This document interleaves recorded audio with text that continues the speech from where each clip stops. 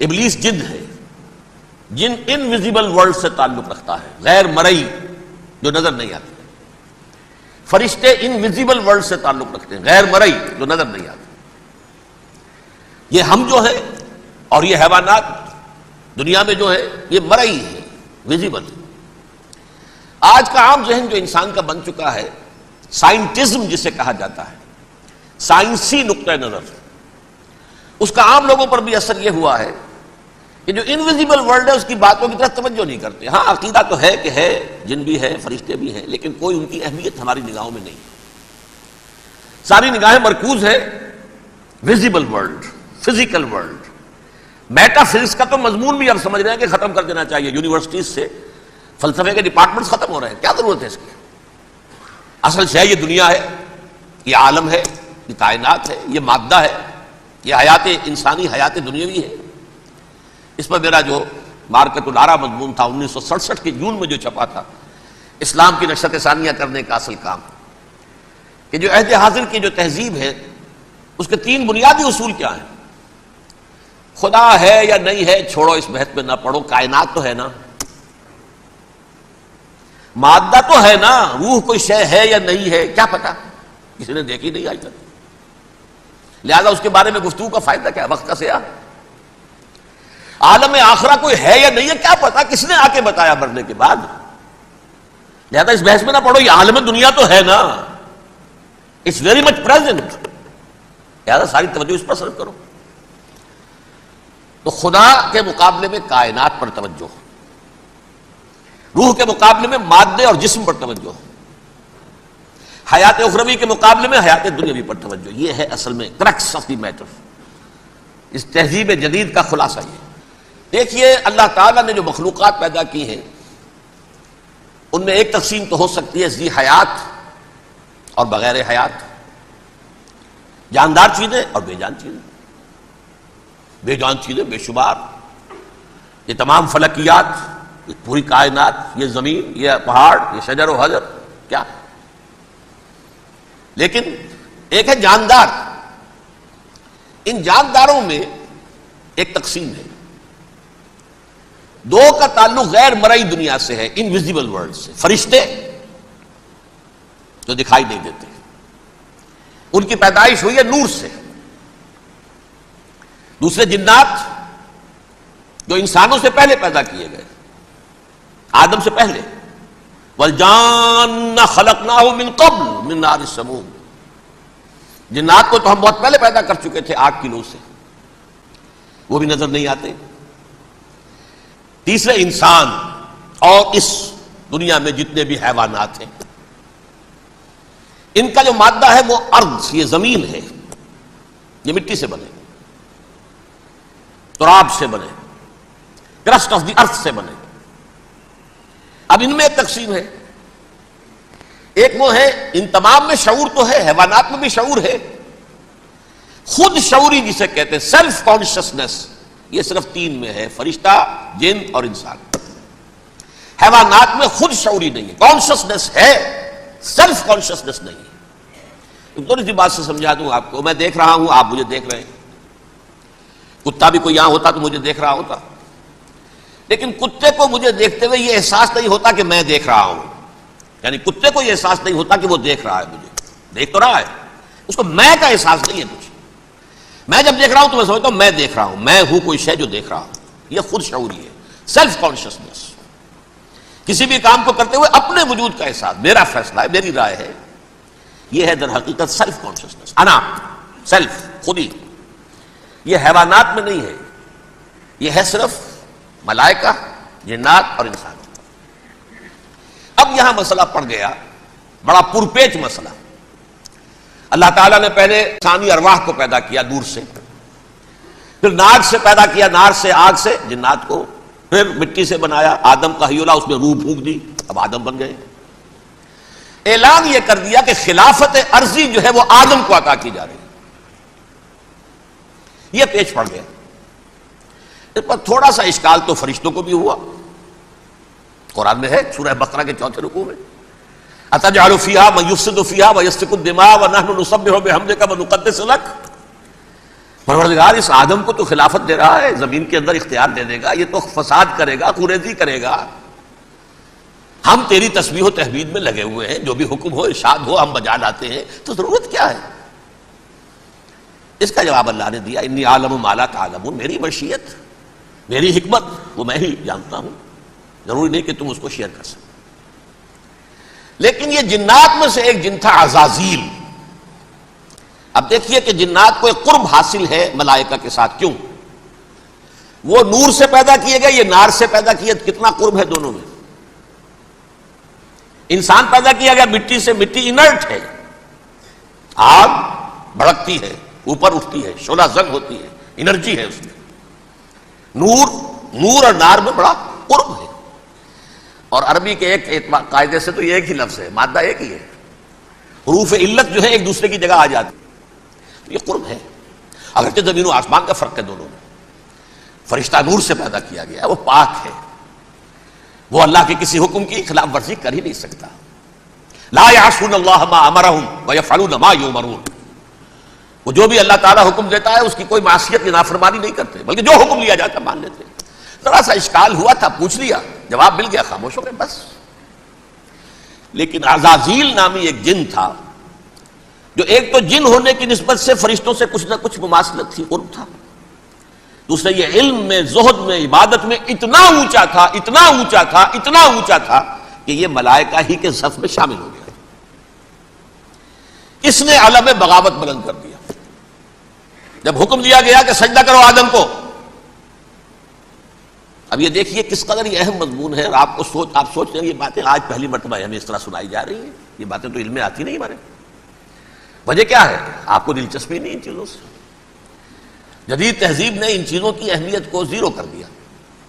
قرآن میں اہمیت کا کیا عالم ہے؟ 7 جگہ یہ مضمون قرآن میں آیا ہے کہ فرشتوں کو ہم نے حکم دیا سجدہ کرو آدم کو، سب نے سجدہ کیا۔ فسجد الملائکۃ کلھم اجمعون، سارے کے سارے، کل کے کل، سب نے مل کر سجدہ کیا آدم کو، اللہ کے حکم سے فوراً تعمیل کر دی۔ الا ابلیس ابا واستکبر وکان من الکافرین، ابلیس نے نہیں کیا، انکار کیا، استکبار کیا، گھمنڈ کیا۔ اور اس کو سورہ کہف میں بیان کر دیا گیا، یہ اس لیے کہ وہ اصل میں جنات میں سے تھا، اگرچہ شامل تو تھا فرشتوں میں اس وقت۔ کان من الجن ففسق عن امر ربہ، وہ اصل میں جنات میں سے تھا، اس وجہ سے وہ اپنے رب کے اس فیصلے کے خلاف کھڑا ہو گیا، سرکشی تھی اس میں۔ یہ معاملہ اتنا اہم ہے، اب آپ سمجھیے کہ 7 مرتبہ سورہ بقرہ، سورہ اعراف، سورہ حجر، سورہ بنی اسرائیل، سورہ کہف، سورہ طٰہٰ، سورہ صاد، 6 مکی صورتوں میں ذکر ہے یہ، اور ایک مدنی صورت سورہ بقرہ۔ ان میں سے اکثر مقامات پر پھر جب اللہ نے کہا کہ اچھا تم نے یہ سرکشی کی ہے اور ہمارے حکم کی خلاف ورزی کی ہے تو یہاں سے نکل جاؤ، دفع ہو جاؤ، تم مردود ہو، مردود ملعون، ان علیک لعنتی الی یوم الدین، اب تجھ پر لعنت رہے گی میری قیامت کے دن تک۔ اس نے کہا اچھا پروردگار پھر مجھے ذرا مہلت دے دے، رب فانظرنی الی یوم یبعثون، قیامت تک میری زندگی طویل کر دے۔ فذهب فإنک من المنظرین، کہہ دیا اچھا جاؤ، تمہاری یہ درخواست بھی ہم نے قبول کی۔ انہوں نے کہا پروردگار اب میں اس آدم کو بھی گمراہ کر کے چھوڑوں گا اور آدم کی نسل کو تباہ کر کے چھوڑوں گا۔ انتہائی شدید چیلنج کے انداز میں یہ قرآن مجید میں 4-5 مرتبہ مضمون آیا ہے۔ میں نے صرف 2 جگہ سے آپ کو اس وقت کوٹ کر کے سنایا تھا۔ سورہ اعراف میں اللہ تعالیٰ فرماتے ہیں قالا، اس پر ابلیس نے کہا فبما اغویتنی، تو اے رب جو تو نے مجھے گمراہ کیا ہے، مجھے ذلیل کر دیا، مجھ پر فوقیت دے دی، اس کو انا خیر منہ، میں اس سے بہتر ہوں، خلقتنی من نار وخلقتہ من طین، بنایا تو نے مجھے آگ سے اور اس کو بنایا مٹی سے، پھر مجھ سے مطالبہ کہ میں سجدہ کروں، اور میں نے سجدہ نہیں کیا تو تو نے مجھے ملعون قرار دے دیا۔ قال فبما اغویتنی لاقعدن لهم صراطک المستقیم، اب میں یہ نسل آدم کے لیے، اس کو برباد کرنے کے لیے تیری سیدھی راہ کے اوپر گھات میں بیٹھوں گا، سیدھے راستے پر چلنے نہیں دوں گا۔ ثم لآتینہم من بین ایدیہم، پھر میں ان پر حملہ آور ہوں گا، ان کے سامنے سے بھی، ومن خلفہم، ان کے پیچھے سے بھی، وعن ایمانہم، ان کے داہنی جانب سے بھی، وعن شمائلہم، اور ان کے بائیں جانب سے بھی، ولا تجد اکثرهم شاکرین، اور تو دیکھے گا کہ ان کی اکثریت تیری شکر گزار بندوں پر مشتمل نہیں ہوگی۔ یہ چیلنج تھا، اور ایک چھوٹا سا چیلنج جو سورہ صاد میں آیا ہے، اور یہاں تو اس نے اللہ کے جلال کی قسم کھا کر کہا قال فبعزتک لأغوینہم اجمعین، اے رب تیری عزت تیرے جلال کی قسم ہے میں ان سب کو گمراہ کر کے چھوڑوں گا، الا عبادک منہم المخلصین، سوائے ان میں سے وہ کچھ لوگ جنہیں تو خالص اپنا بندہ بنا لے، جنہیں تو اپنا بندہ بنا لے۔ مخلص، مخلص نہیں، مخلص یہ مفعول ہے، فاعل نہیں ہے، جسے تو بنا لے۔ بعض لوگوں کو اللہ چن لیتا ہے، ہو اجتباکم، تمہیں چن لیا ہے، استفاء اجتباء، بس وہ بچیں گے جن کو تو اپنی خاص امان میں لے لے گا، باقی میں سب کو گمراہ کر کے چھوڑوں گا۔ یہ ہے اصل دنیا میں نوع انسانی کا ابدی دشمن، ازلی سے ابدی تک۔ اور اس میں نوٹ کیجئے کہ اس کی اصل بنیاد کیا ہوئی؟ دو لفظ، تکبر اور حسد۔ استکبرا، تکبر کیا، انا خیر منہ، میں اس سے بہتر ہوں۔ یہ ساری بس کی گانٹھ یہی ہے، سب سے بڑی گمراہی کی وجہ یہی ہے۔ اسی لیے کہا ہے حدیث میں لن يدخل الجنہ من کان فی قلبہ مثقال حبۃ من کبر، جنت میں ہرگز وہ شخص کبھی بھی داخل نہیں ہو سکے گا جس کے دل میں رائے کے دانے کے برابر بھی کبر ہے۔ تکبر سب سے بڑا جرم ہے۔ الکبر ردائی، اللہ فرماتا ہے یہ تکبر، یہ تو میری چادر ہے۔ کوئی شخص تکبر کرتا ہے تو گویا میری چادر گھسیٹ رہا ہے میرے کندھے سے۔ عرب میں کسی شخص کی توہین کرنی ہوتی تھی تو اس کی چادر گھسیٹتے تھے، ننگا کر دیا گویا کہ یہ میری ردائی ہے، الکبر ردائی، یہ میری چادر ہے، یہ جامہ مجھے زیب دیتا ہے، مجھ پر راست آتا ہے۔ اور حسد، آدم کو جو برتری عطا ہو گئی اس حسد کی آگ میں وہ جل رہا ہے اور اس کا انتقام لینا چاہتا ہے۔ آدم سے بھی، آدم کو بھی گمراہ کیا، جنت سے نکلوایا، ویسے نکلنا تو انہیں تھا ہی مشیت اذنی میں، لیکن فوری طور پر اللہ کے حکم کی خلاف ورزی تو کروائی نا۔ فعصى آدم ربہ فغوى، آدم نے اپنے رب کے حکم کی نافرمانی کی اور گمراہ ہوا عارضی طور پر۔ یہ دوسری بات ہے، توبہ کر لی، اللہ نے توبہ قبول فرما لی، معاف کر دیا۔ وہ مستقل جو ہے وہ نسل انسانی پر اس گناہ کا اثر متوارث طور پر نہیں آ رہا ہے، ختم ہو چکا معاملہ، ہوا تھا ہو گیا۔ فتلقى آدم من ربہ کلمات فتاب علیہ انہ هو التواب الرحیم۔ اور توبہ کی شان یہ ہے جب وہ قبول ہو جائے اللہ کی جناب میں، یا تائب من الذنب کمن لا ذنب له، گناہ سے توبہ کرنے والا ایسے ہوتا ہے جیسے اس نے کبھی گناہ کیا ہی نہیں تھا۔ لیکن بہرحال وہ گمراہ کرنے میں کامیاب ہو گیا، حضرت آدم اور حوا کو بھی، اور نوع انسانی کی عظیم اکثریت، عظیم اکثریت، عظیم اکثریت اس کے داؤ میں آئی ہوئی ہے نہیں۔ کتنے ہیں وہ عباد اللہ المخلصین، الا عبادک منہم المخلصین، کتنے ہیں جو واقعتاً خالصتاً اللہ کے بندے بن گئے ہوں، جنہیں اللہ نے اپنا بنا لیا، اپنا قرار دے دیا۔ اب اس کے ساتھ نوٹ کیجئے، اس ابلیس کے ساتھ ایک فوج بھی ہے جسے قرآن مجید میں کہا گیا ہے یہ اس کی پارٹی ہے، حزب الشیطان، یہ اکیلا نہیں ہے۔ ایک تو وہ عزازیل ہے، اس کی طویل ترین عمر اللہ نے دے دی، وہ تو قیامت تک رہے گا۔